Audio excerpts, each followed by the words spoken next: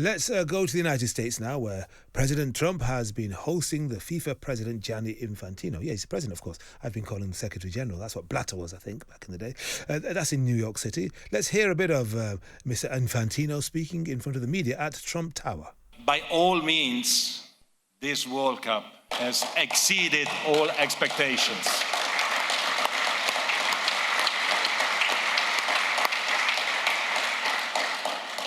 Full stadiums, 7 million people in the stadium, tens of millions in the cities in America, in Canada, in Mexico, billions in front of their TV, everyone enjoying the game with happiness.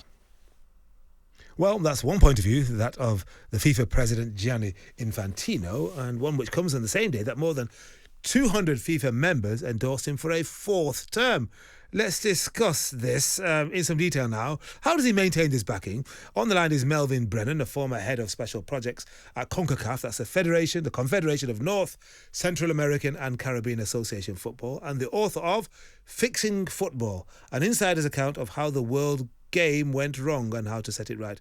Melvin, when you hear Infantino talking in grandiose terms, in Trumpian terms, about how this has been the best FIFA World Cup, Men's World Cup of all time, how does that strike you? Well, it strikes me as typical FIFA leadership, typical Infantino. The question the rest of us need to ask is, who is made or kept vulnerable by what's gone down, by what's happened?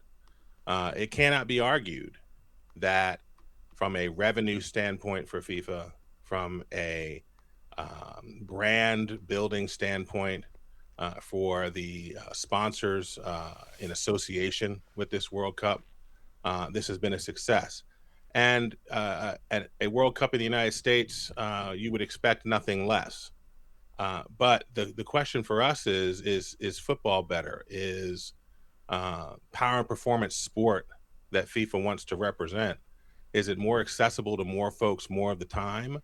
Or are we seeing more of the same old when it comes to the ways in which football corrupt, the ways in which football manipulated, the ways in which football less than ethical spreads itself across the globe? Which, Melvin, do you think are the more egregious examples of this kind of behaviour that you've seen, both in the run-up to this World Cup and in terms of the decisions taken both on and off the field, and you might suggest also the intervention of the President of the United States?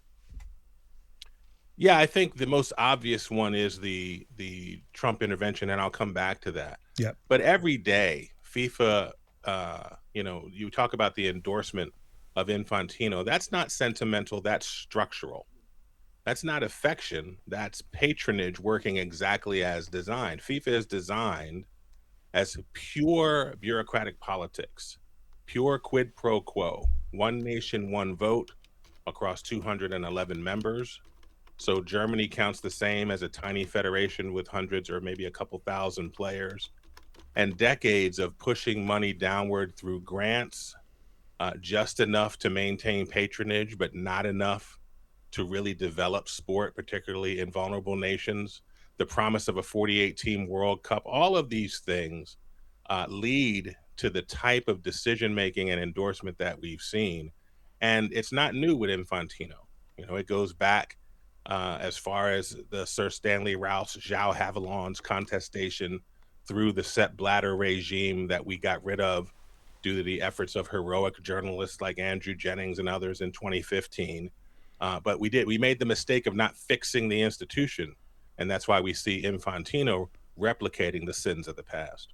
Well, in your book, Fixing Football, an insider's account of how the world game went wrong and how to set it right, given that more than 200 FIFA members have endorsed Infantino and only a few European outliers, including Germany, have not done so thus far, what do you think those people who think his regime is no better than Sepp Blatter's and needs to come to an end right now, what can they do?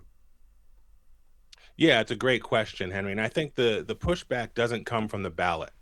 Infantino is the modern boss Tweed. He doesn't care who votes because he controls the electorate.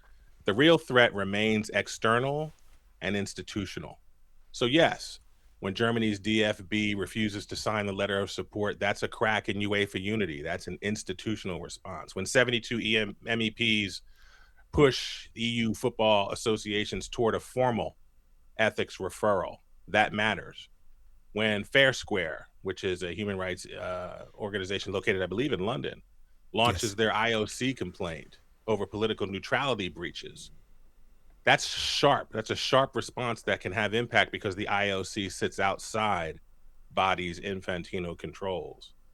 And every FIFA president has fallen to something that they thought they had control of. In Infantino's case, I think it will be his underestimating of the way in which social media and the way in which everyday people can get a hold of the bad news of his corruption. That's another mechanism we can use to challenge externally the institution that's FIFA, and to help all of us remind ourselves that we don't need FIFA as FIFA at all, that we can wake up tomorrow, establish something different, and move forward in a different way. Melvin, just looking ahead to the World Cup final between Spain and Argentina. Now, one of the UK's most celebrated columnists, Jeremy Clarkson, has been writing in the Sun newspapers and encouraging people in this country to toast Spain rather than Argentina for obvious reasons, if you're a Brit or certainly an England fan. But what do you think? If it's about the good of football and the integrity of this tournament, who do you think should win on Sunday? Oh, well, Jeremy Clarkson's submissions aside,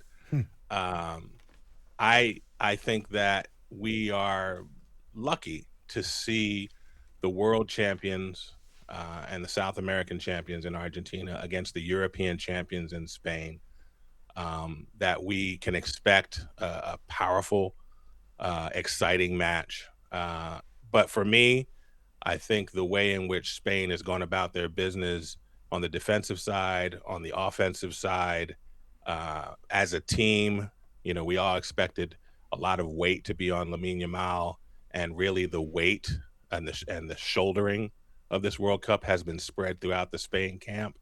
As much as many people would like to see a back-to-back from Messi and company, I think football wins when Spain wins. Melvin. That's just my opinion. Of course, Melvin. Well, you know what you're talking about. Thank you very much indeed, Melvin Brennan, former head of special projects at CONCACAF and author of Fixing Football, an insider's account of how the world game went wrong and how to set it right.